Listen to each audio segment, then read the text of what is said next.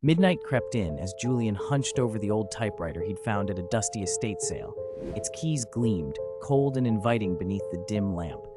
He pressed the first letter, and the machine purred to life, typing smoother than any he'd used before. Words poured out, a story about a shadowy figure lurking just beyond his window, waiting, watching silently. Thunder rattled the glass, echoing his growing unease. He paused, glancing nervously at the curtains that barely moved. The urge to continue was overwhelming, as if the typewriter demanded it. Each word felt dictated, his fingers moving without thought, guided by something unseen. The story grew darker. The figure now pressed its pale face to the pane, grinning with impossibly sharp teeth that gleamed in the storm's flickering light. Julian's heart pounded wildly. He tried to stop, but the typewriter kept clicking, keys slamming down on their own with frantic urgency.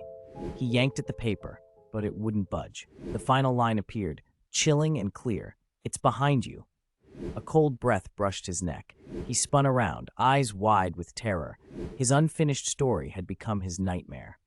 The last thing Julian saw was his own terrified face reflected in the window, grinning back at him with a twisted, unnatural smile.